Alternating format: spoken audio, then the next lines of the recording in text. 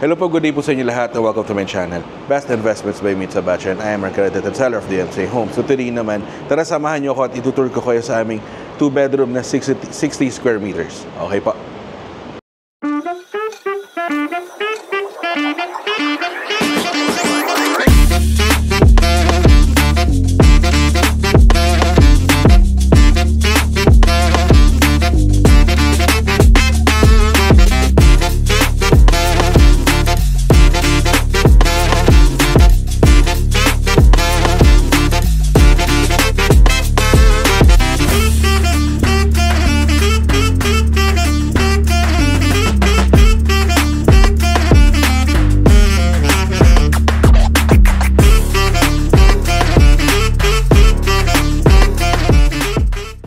Hello po, so kamusta po kayo? So ito right now, I'm on the 25th floor, okay, of Amina Building kay Allegra Garden Place. So itutur ko kayo in one of our actual unit.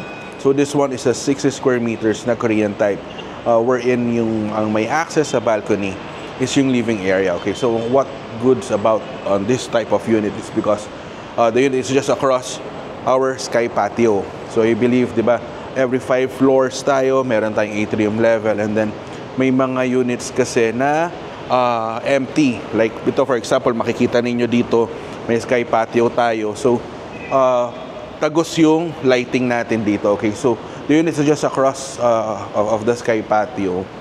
So, nandito yung lift lobby natin, elevator lobby natin. Okay, and then 3 floors down, yung atrium garden natin. So, makikita ninyo sa baba. So, hindi mo mararamdaman na nasa mataas na level ka na. Because right now, we're on the 25th floor, okay? So, this unit is facing towards amenity area, unit 2520, and this is still available. So, if you want to know more about this project, about the price of this unit, nandiyan yung numbers ko po, naka-flash sa screen. You may contact me anytime, okay? So, upon entering the door, so makikita ninyo dito sa left side, yung kitchen area natin. So, ang turnover deliverables natin is still the same. Okay? So, this is the kitchen area. So, kung kasama na yung cabinet system natin. So, makita naka-plastic pa yung lababo natin dyan. And this is the provision for the range hood. And then, meron ka ditong countertop. Tapos, still the same. Nandiyan yung mga kitchen cabinets natin, yung drawer system natin. Okay? Well, on the other side, ngayon, ito ngayon yung bedroom 2. So, makikita ninyo sa bedroom 2, this is a much spacious unit because this is a 60 square meters. Kaya mas malaki po yung mga bedroom natin dito. So, ang kagandahan nito, pagpasok mo ng main door, nandun sa left side yung kitchen, nasa right side yung bedroom 2. Okay, so this can be your office, this can be your child's room, di ba? Or simply a guest room, di ba? Tapos dito, meron kang maliit na hallway. Meron kang mini hallway. Okay, so nandito ngayon sa left side natin yung toilet and bath, okay? So, we're in sa toilet and bath, yan, kasama na yung fittings and fixtures natin. Tapos dito yung, shower enclosure na lang yung kulang natin dito. And syempre, yung mga medicine cabinets, yung mga shelves, yan, magpapalagay na lang po kayo, okay? So, what goods about this unit is, ito na. So, dito you may put your dining area. Okay, so you can fit around 4-seater, pwede po yan dito.